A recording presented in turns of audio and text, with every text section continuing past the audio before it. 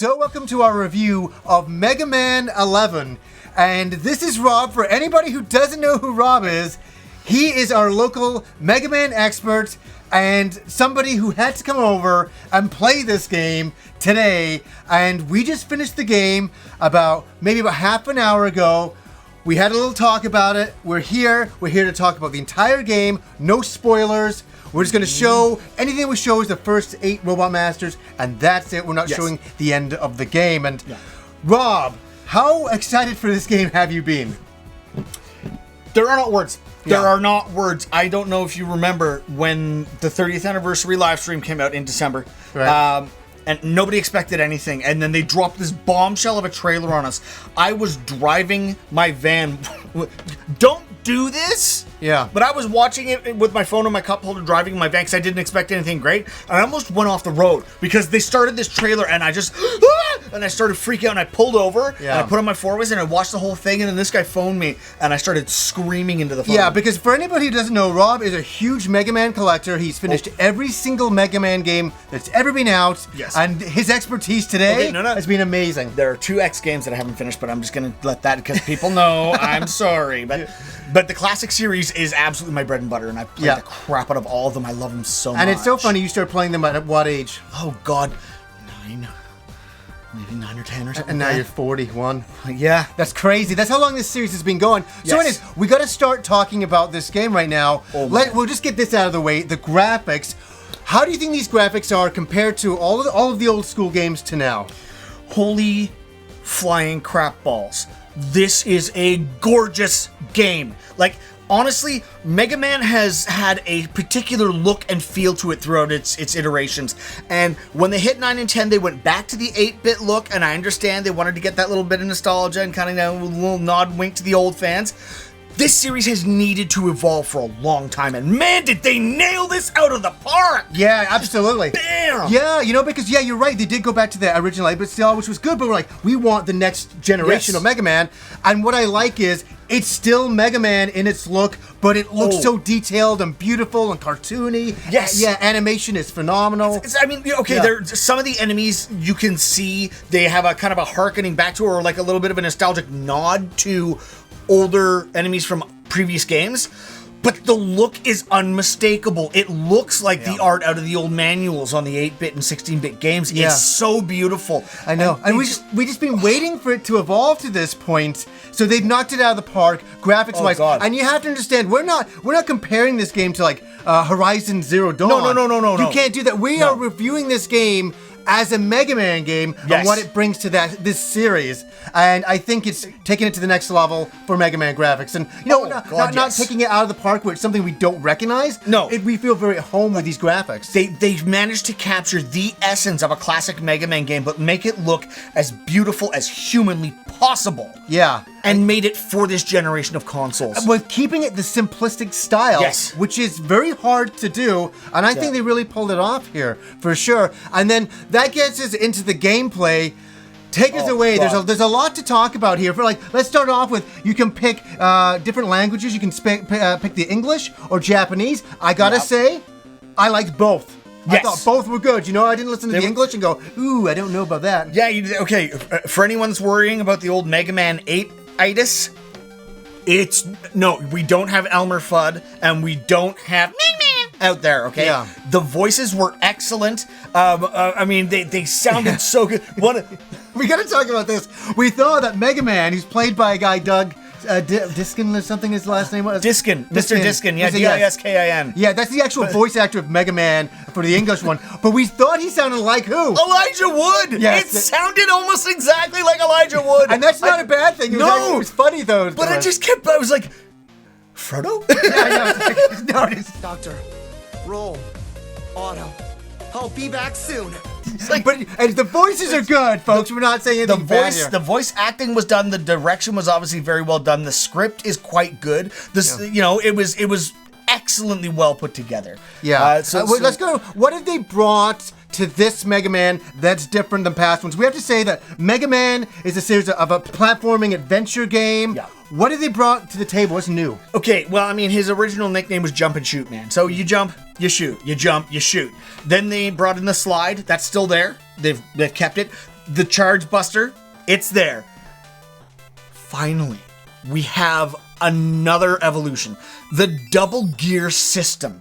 So basically what they've added is you can choose to either temporarily boost your firepower and the strength of your weapons, or slow down time around you, which with some of the platforming segments in this game and some of the elements, like the number of enemies that are coming at you or the way that they attack and some of the boss fights, you need, and I cannot stress this enough, make liberal use of this. Yeah, it's a core mechanic of the game. Oh, yes. Because there were some points where I was watching Rob play, and he'd jump and he'd fall, and we're like, why are we falling there? And he slowed down time, and it gives you the right amount of time to platform up. And it's a core mechanic that you will have to use, and please do use it all the time. I had to hammer that through my thick skull because as an old school Mega Man guy, I kept trying to just jump and shoot and jump and shoot and jump and shoot. And I did fairly well until I started getting there's one level specifically that I was just getting absolutely crushed on. Yeah. And I kept wondering what the hell was wrong. And then I thought about it, went,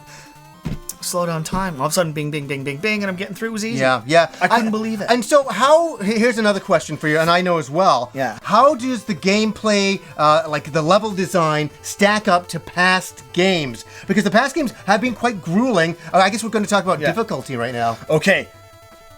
This game is still hard.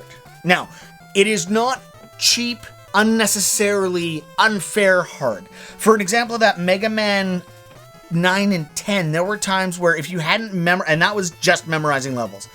The little guys that would grab you and throw you in the spikes, things like that. If you didn't know where they were, you were screwed. You didn't have a recourse.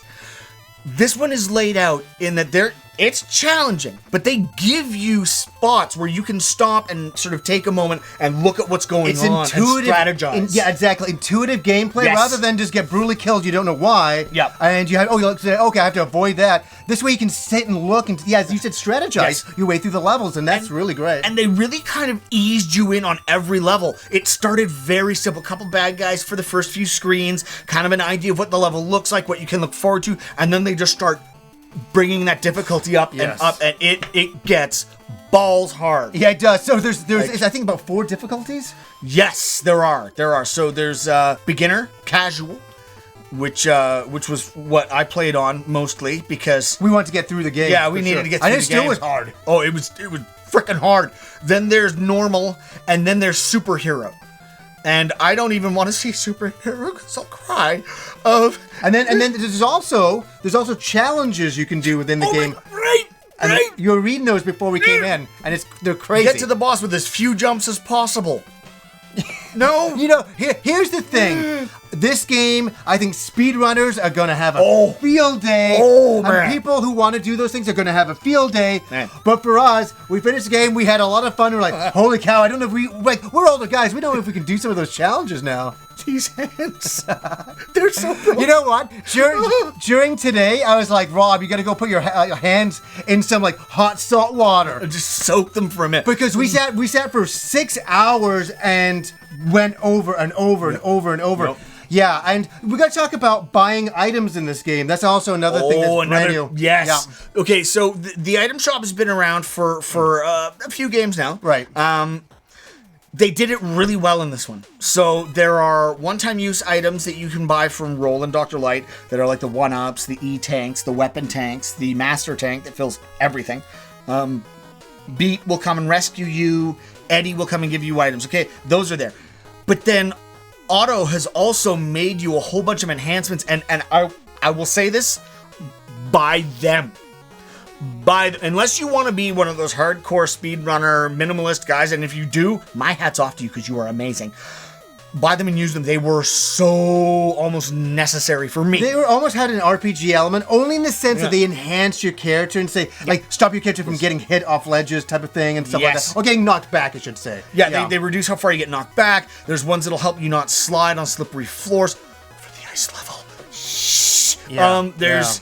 it increases the power of your bullets slightly and makes them a little bit bigger. So those little guys that like to sneak in underneath, you can peg them finally. Lots of good stuff like that. So they've obviously looked at ways to make this more accessible to casual or less experienced players, and still also have it appeal to the hardcore. The hardcore of the hardcore. And there's some great, throwbacks, like Rush's back, so you can use him through the levels, and it's really nice to see that. This game, I know this sounds so silly to say, it is a Mega Man game, and they've done it well. It feels, it reminds you of all the past games and all that. And we have to go into sound and music, and we played through the game very, very quickly.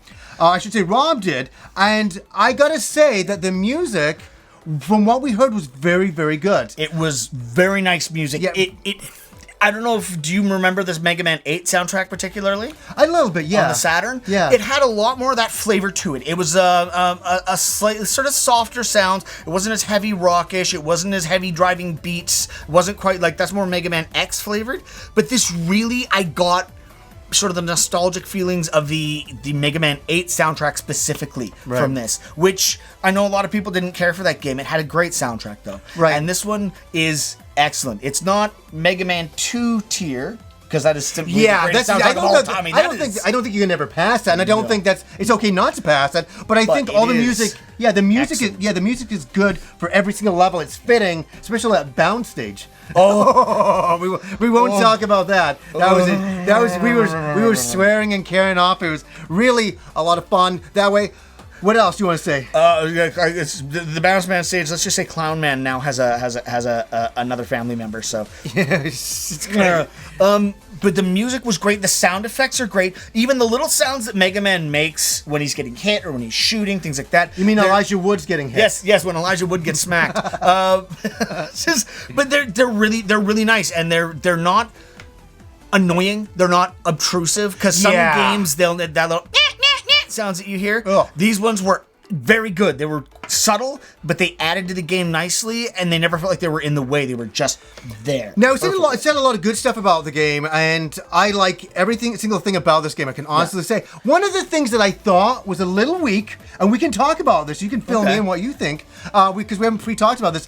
I thought the story was very simple. Like, I don't know, I was looking for a twist or a turn, and there really wasn't one per se. It's a very basic Mega Man thing. So for people who are purists that way, it delivers. I guess I was expecting something a little bit more. Well, with the advent of the X series, there became a very strong story canon. And with the classic series, through the comic series and things like that have been released, there is a fairly strong backstory in there. Right. But the games themselves, individually, I've never had that much story. Yeah. Most of it's all sort of in the background or headcanon for fans. So for the classic series, this doesn't surprise me. Right. Because very often it's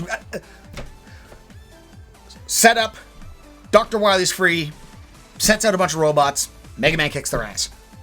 It's a Mega Man game. Yeah. Okay, so if you're looking for a rewriting of, some amazing novel, you're not going to find it here. You're right. It is it is simple. But I like the fact that they take a little peek at the past, at Dr. Light and Dr. Wily in university, when they were young men together, working together, and sort of where the division of their friendship came from. So it was pretty cool, but it was very light. It's very, no pun intended. And it's a very simplistic story, but it's also I know I keep saying this, and it's a compliment to this game. It's such a Mega Man game. When you start off, you got your 8 robot masters, you can pick where you want to go, and certain masters will defeat other masters. It's that formula all again, and that's great. I think they pulled it off. And the thing is it's not an expensive game.